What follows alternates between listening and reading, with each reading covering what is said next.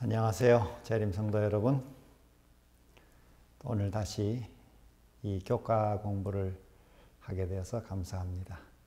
우리 지난주에 그리스도와 안식일에 대해서 공부했는데 오늘은 제6과 그리스도의 죽음과 율법에 대해서 함께 공부하겠습니다. 기억절의 말씀, 그러므로 내 형제들아 너희도 그리스도의 몸으로 말미암아 율법에 대하여 죽임을 당하였으니 이는 다른 이 곧 죽은 자 가운데서 살아나신 이에게 가서 우리가 하나님을 위하여 열매를 맺게 하려 함이라. 로마서 7장 4절. 오늘과는 우리가 신앙생활을 하면서 이 율법에 대해서 오해하는 부분들을 바로 잡는데 도움이 되는 공부를 할 수 있겠습니다. 그리스도께서 십자가에 돌아가심으로써 율법이 폐지됐다고 많은 이 그리스도인들이 믿고 있습니다. 그래서 그 신앙생활에 믿음과 순종 또 이 은혜와 율법 간의 혼란을 겪고 있습니다. 그래서 오늘 공부를 통해서 율법의 그 의미가 무엇이고 성격이 어떤 것인지, 그리고 율법의 목적이 무엇인지, 그리고 그리스도의 죽음과 율법의 관계는 어떤 것인지에 대해서 함께 살펴보겠습니다. 우리 첫째 날 일요일 율법에 대해 죽음, 로마서 7장 1절로 6절 공부가 되겠습니다. 여기 형제들아 너희는 그 법이 사람이 살 동안만 그를 주관하는 줄을 알지 못하느냐. 로마서 7장 1절. 오늘 우리 이 로마서 7장의 말씀을 통해서 바울이 뭘 말하고자 하는지를 우리가 이해할 필요가 있습니다. 그래서 먼저 이 로마서나 갈라디아서 또 고린도전서 이런 등등에 나오는 그 율법이라는 것이 무엇을 의미하는지를 우리가 이해할 필요가 있습니다. 우리 성경을 읽을 때 일반적으로 율법 하면은 다음에 한 세 가지 의미가 섞여서 사용되고 있음을 알 수 있습니다. 첫째로는 십계명을 포함한 이 모세의 여러 법규들, 또 조금 더 확대하면은 모세 오경, 더 확대하면은 구약 성경을 가리킨다고 할 수 있습니다.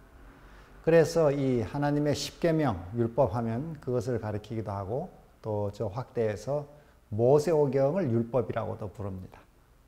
그러나 더 크게 확대할 때는 구약 성경을 율법이라고도 이렇게 말할 수 있습니다. 예를 들어서 이 구약에 나오는 모든 모세를 통해 주신 말씀, 또 율법서, 또 더 좁히면은 십계명은 우리로 하여금 죄를 깨닫게 해주는 거울과 같은 것입니다.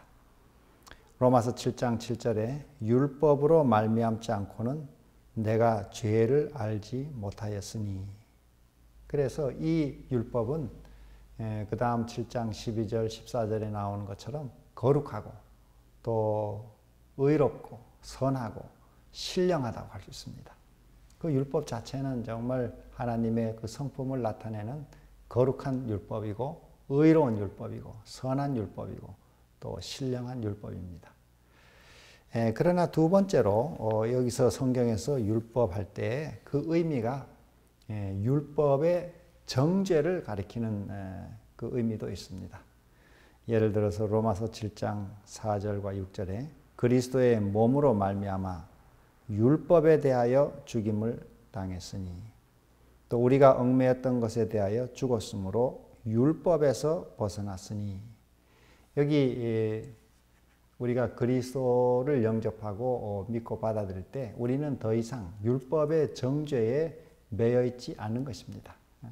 마치 여기 법이 살아있는 사람이 살 동안만 주관하는 줄 알지 못하느냐. 로마서 7장 1절의 말씀처럼 어떤 사람은 또 이 구절을 오해해서 율법이라는 것은 살아있는 사람에게만 이렇게 살아있는 동안만 그 영향이 있는 것이고 죽은 다음에는 법 자체가 뭐 없어져 버린다 이렇게 생각할 수도 있습니다만은 그런 것이 아니라 그 사람이 죽은 다음에도 법은 그대로 남아있지만은 바울의 여기 말씀은 사람이 살아있는 동안 사람은 법의 그 영향 또는 지배를 받는다는 것을 가리키고 있습니다. 그 다음에 셋째로는 이 행함의 의를 가리키는 경우도 있습니다. 갈라디아서 2장 21절 만일 의롭게 되는 것이 율법으로 말미암으면 그리스도께서 헛되이 죽으셨느니라. 또 갈라디아 3장 11절 하나님 앞에서 아무도 율법으로 말미암아 의롭게 되지 못할 것이 분명하다 이렇게 씁니다. 여기에는 그 율법이라고 하는 의미가 그 율법을 자기 힘으로 행하는 그 행함의 의를 가리키는 의미가 들어 있습니다.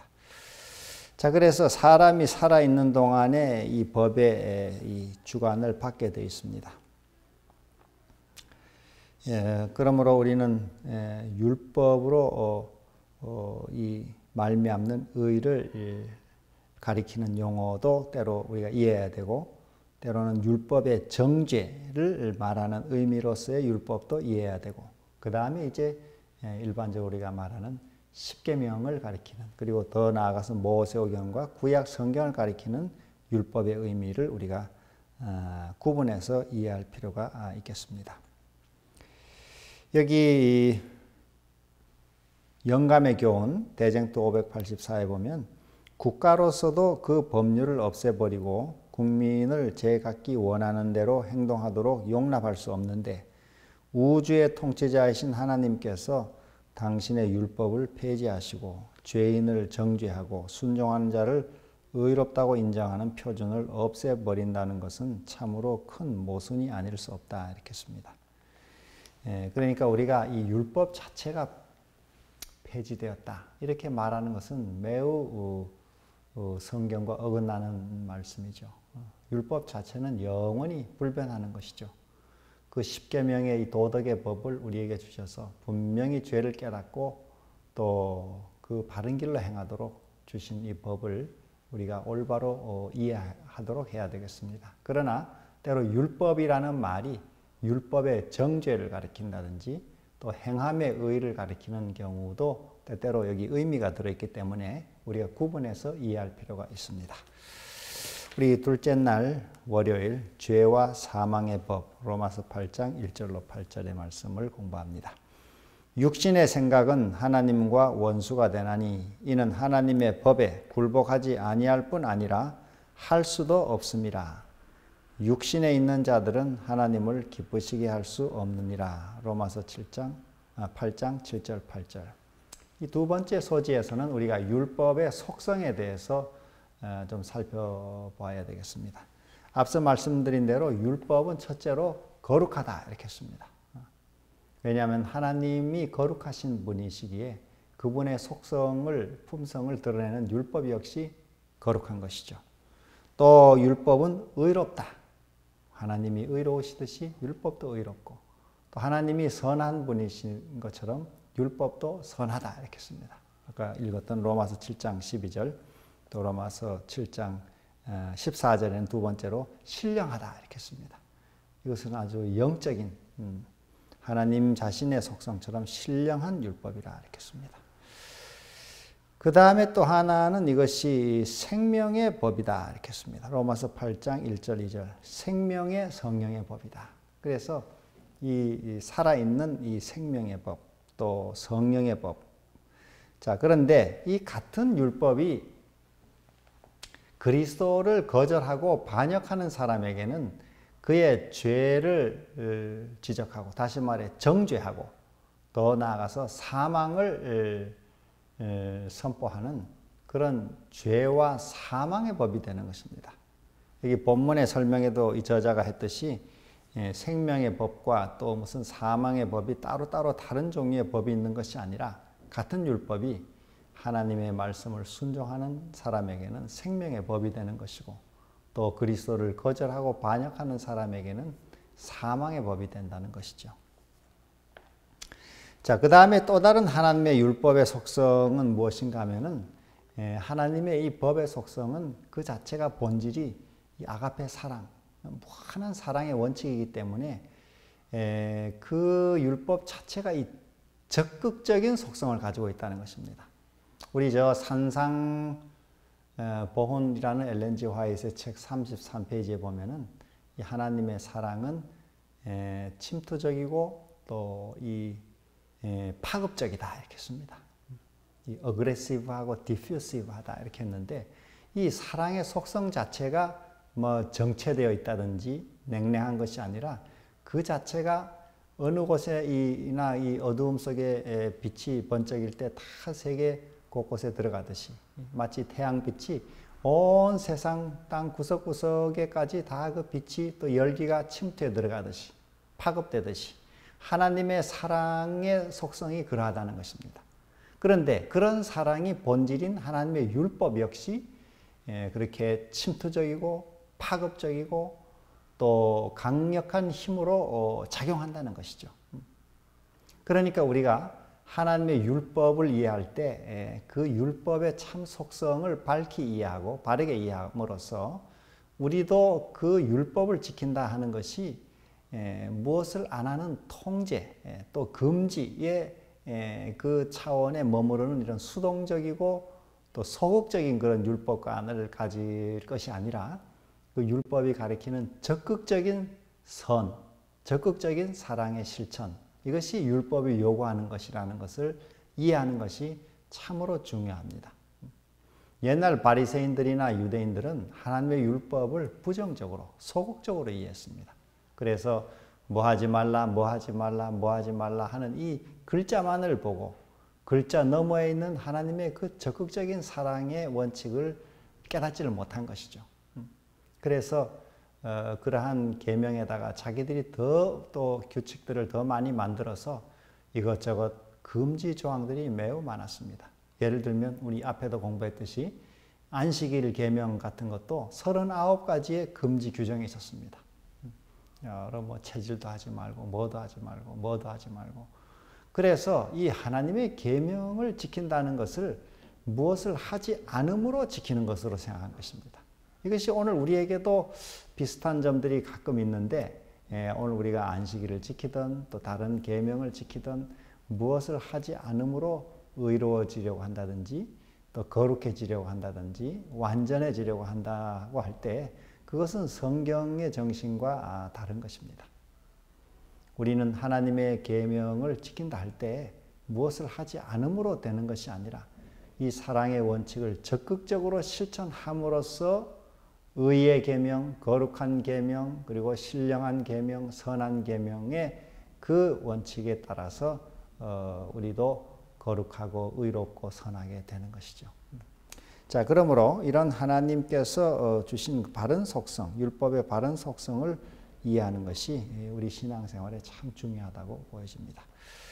자, 그리고 율법 자체는 변함이 없지만은 이것이 그리스도를 영접하고 그 은혜로 그 길을 걷는 사람에게는 생명의 법이요 성령의 법이 되지만은 그리스도를 거절하고 반역을 고집하는 사람에게는 그것이 우리를 정죄하고 사망을 선고하는 죄와 사망의 법이 되는 것입니다. 그 다음에 우리 셋째 날에 화요일 율법의 권능. 사망아 너의 승리가 어디 있느냐? 사망아 내가 쏘는 것이 어디 있느냐? 어디 있느냐? 사망이 쏘는 것은 죄요. 죄의 권능은 율법이라. 고린도전서 15장 55절 56절. 여기 특별히 그 56절에 죄의 권능은 율법이라. 마치 이래서 율법 자체가 여기 마치 좀 악한 것처럼 막 그렇게 오해를 살 때가 있습니다. 율법이 마치 무슨 악마가 되는 것처럼. 그러나 이 바울의 이야기는 그런 것이 아니라 이 고린도전서 15장에서 바울의 목적은 예수님의 죽음과 부활을 통해서 우리가 이 죄의 결과로는 죽음을 이길 수 있다는 것을 증거하는 것입니다. 율법의 기능은 앞서 우리 말씀드린 대로 죄를 알려주는 거울과 같습니다. 거울과 같아요. 그래서 율법은 우리로 하여금 하나님의 그 품성 그리고 또 이 정부의 바른 그 원칙, 기준을 제시해 주므로 우리의 삶이 어떤 것이 올바른 삶인지를 보여주는 것입니다. 그래서 의라는 말도 율법이 의롭다 아까 그랬는데 하나님의 율법에 100% 일치하는 상태가 의이고 거룩입니다. 다시 말해서 우리의 정신이나 또 그 동기까지 행동 또 말 모든 것이 하나님의 율법의 원칙에 완전히 일치하는 그 상태가 하나님의 성품인 의요 거룩이라고 선이라고 할 수 있습니다. 그래서 이 율법을 우리가 볼 때 우리의 죄를 깨닫게 되는 것이죠. 그래서 율법의 기능을 크게 두 가지로 생각하면 첫째는 죄를 깨닫게 해주는 기능이고 둘째는 우리의 죄됨을 보고 그리스도께로 인도해 주는 기능이 있습니다. 이것이 아주 중요한 기능이에요. 예를 들어 로마서 4장 15절에 율법이 없는 곳에는 범함도 없느니라. 또 5장 13절 율법이 없을 때에는 죄를 죄로 여기지 아니하느니라. 또 로마서 7장 7절 율법으로 말미암지 않고는 내가 죄를 알지 못하였으니 율법이 탐내지 말라 하지 아니하였다면 내가 탐심을 알지 못하였으리라. 등등. 그래서 율법이 없으면은 그 기준이 없으면 어기는 것도 없는 것이죠. 율법이 없으면 범함이 없는 것이고 또 죄가 성립이 되지 않는 것입니다. 이것이 첫 번째 율법의 기능이고 그 다음에 갈라디아서 3장 24절에 율법이 우리를 그리스도에게로 인도하는 몽학 선생이 되어 우리로 하여금 믿음으로 말미암아 의롭다함을 얻게 하려 함이니. 다시 말해서 율법은 우리로 하여금 그리스도께로 이 죄를 밝히보고 죄를 씻을 수 있는 그리스도께로 인도하는 몽학 선생. 이 학교 들어가기 전에 그를 지도해 주는 그 초등교사 역할을 한다는 것입니다. 자, 그러므로 이 율법의 기능이 무엇인지 우리 두 가지 정의하고 이런 하나님의 율법에 자주 우리 비춰봄으로써 율법은 아까 말씀드린 대로 십계명이든 모세오경이든 구약성경이든 또 여기에서의 율법은 성경 전체를 가리킬 수도 있습니다. 그래서 하나님의 말씀을 자주 우리가 비추어 그 온전하신 하나님의 품성에 우리가 이르지 못하는 이 죄된 우리의 품성 또 본성을 그리스도의 보혈을 의지해 씻고 또 주님의 십자가의 대속을 믿음으로 용서받고 정결하게 씻는 이 목적을 우리가 이룰 때 우리는 율법을 올바르게 이해한다고 할 수 있겠습니다. 여기 영감의 교훈이라고 하는 그 시대의 소망 308페이지 인용문을 잠시 보면 시내산에서 율법이 반포되었을 때에 하나님께서 당신의 품성의 거룩하심을 사람들에게 알게 하신 이유는 그들이 대조하여 봄으로 자신들의 품성의 죄악성을 보도록 하시기 위함이었다. 그러니까 율법을 주심으로 하나님의 그 품성의 거룩함을 보여주신 이유가 우리 자신의 죄됨을 대조해보고 우리 자신의 죄됨을 보도록 하기 위함이었다. 그 다음에 그들로 죄를 깨닫게 해주고 구주가 필요하다는 것을 드러내기 위하여 율법이 주어졌다. 율법의 원칙이 성령으로 말미암아 마음에 부어질 때 율법은 이런 일을 행할 것이었다.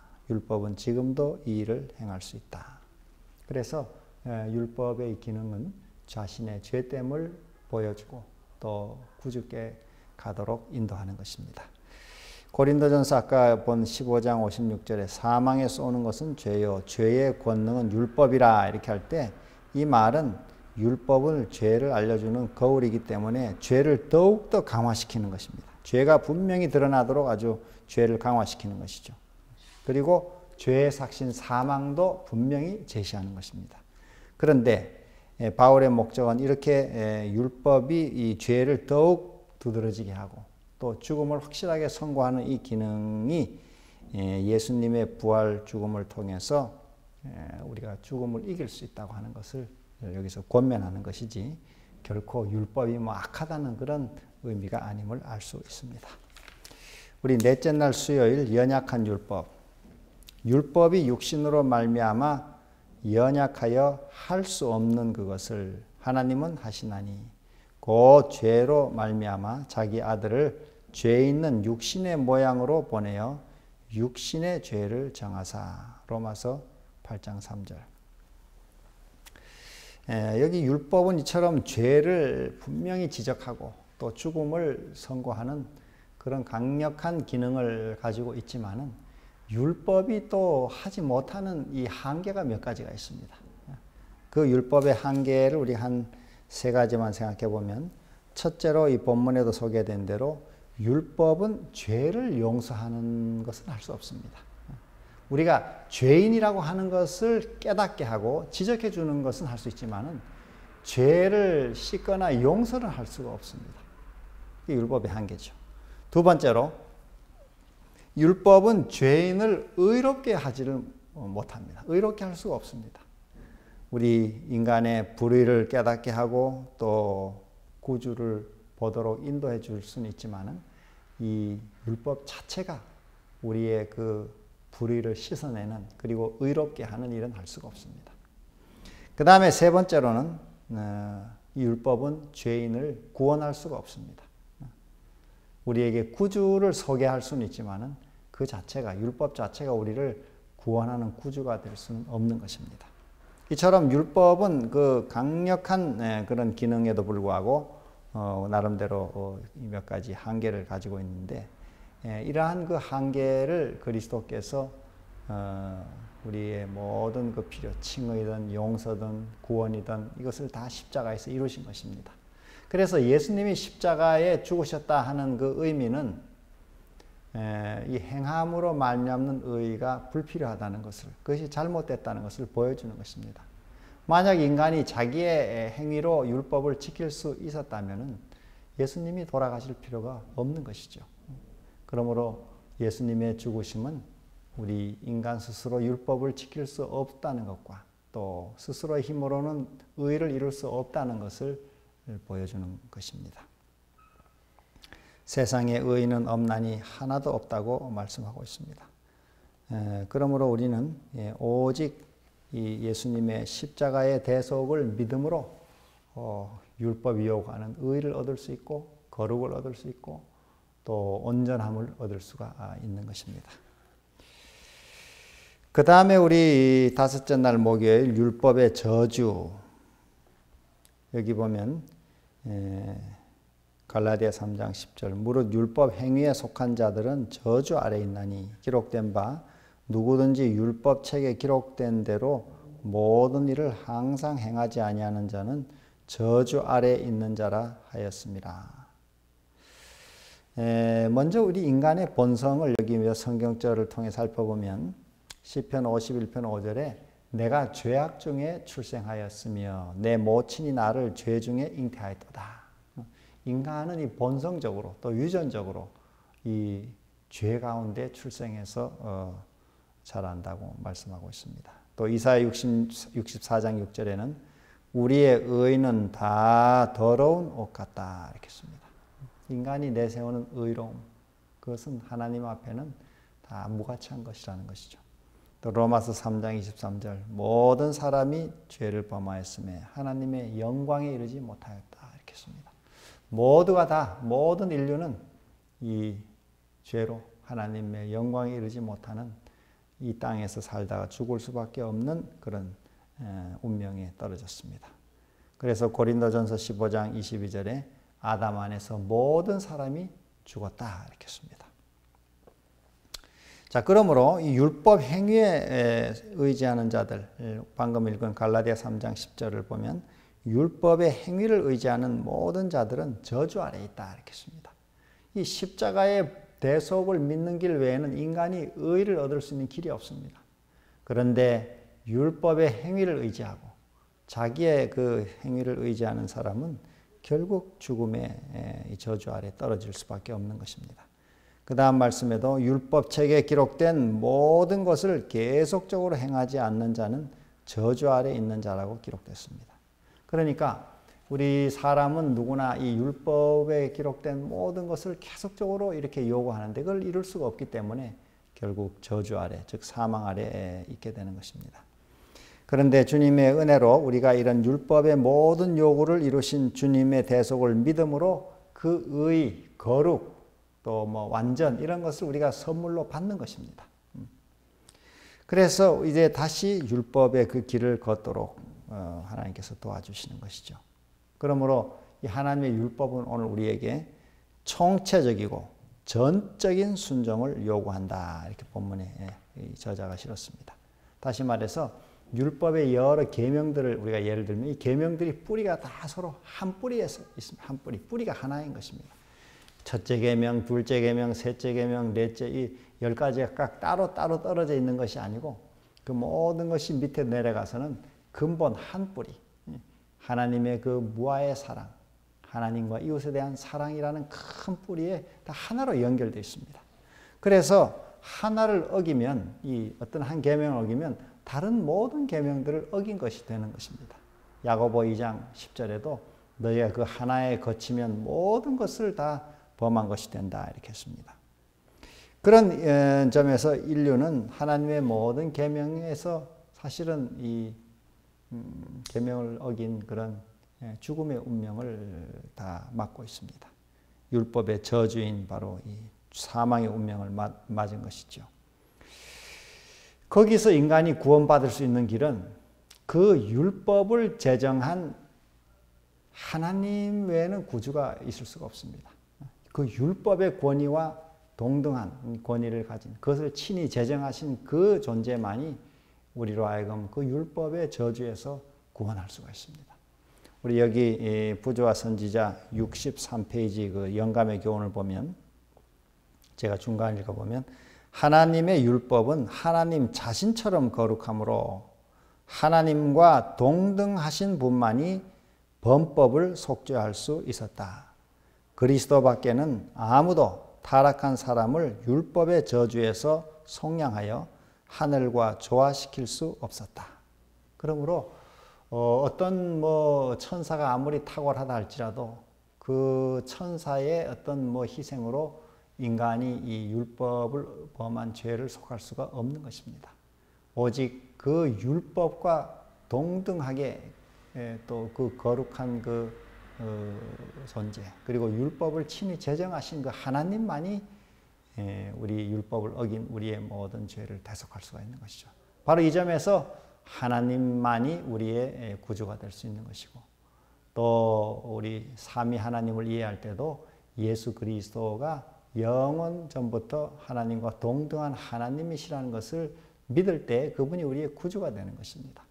요즘 우리 교회 안에는 예수 그리스도가 신성이긴 하지만은 영원 전에 하나님에게서 태어나셔서 시작이 있는 존재다, 이렇게 또 주장하는 사람이 있습니다. 그리고 또 성령은 없다, 그런 또 주장하는 분들도 있습니다. 이것은 구원론의 치명적인 잘못된 교리이죠. 그런 거짓 가르침에 우리가 미혹되지 않도록 해야 되겠습니다. 우리 마지막으로 제일 뒤에 우리 금요일 여섯째 날 그 인용문 하나만 제가 읽고 정리합니다. 시대의 소망 762. 율법은 의, 즉 의로운 생애, 완전한 품성을 요구하지만 인류는 그 요구에 미칠 수 없다. 인류는 하나님의 거룩한 율법의 요구를 충족시킬 수 없다. 그러나 그리스도께서는 인간으로서 지상에 오셔서 거룩한 생애를 사시고 완전한 품성을 개발시키셨다. 그리스도께서는 그것을 받고자 하는 모든 자에게 값없이 선물로 주신다. 그분의 생명은 사람들의 생명을 대신하신다. 그리하여 그들은 하나님의 관용하심을 통하여 과거의 죄를 용서받는다. 그리하여 바로 이 율법의 의가 그리스도를 믿는 자에게서 성취된다. 하나님께서는 자기도 의로우시며 또한 예수 믿는 자를 의롭다 하실 수 있으시다. 시대의 소망 762. 자, 그러므로 오늘의 결론은 그리스도의 죽음은 율법을 결코 폐하지 않는다 하는 것입니다. 율법은 그 자체가 불변하는 하늘의 원칙이요 또 법칙인 것입니다. 그러나 그 율법을 우리 모든 인류는 범했다고 하는 것이죠. 그래서 그 율법에 동등한 권위를 가지신 하나님께서, 예수께서 이 땅에 오셔서 대속하심으로 우리 믿는 자의 죄를 용서하시고 다시 의롭고 거룩하고 또 온전한 삶을 살도록 우리에게 생명을 주시고 구원을 주셨다는 귀한 약속입니다. 우리 다음 주에는 그리스도와 율법의 마침, 그리스도께서 율법의 마침이 되셨느니라 하는 그 주제를 가지고 같이 공부하도록 하겠습니다. 또 한 주 동안 여러분 모두의 삶에 하나님의 은혜가 함께 하시기를 바랍니다. 감사합니다.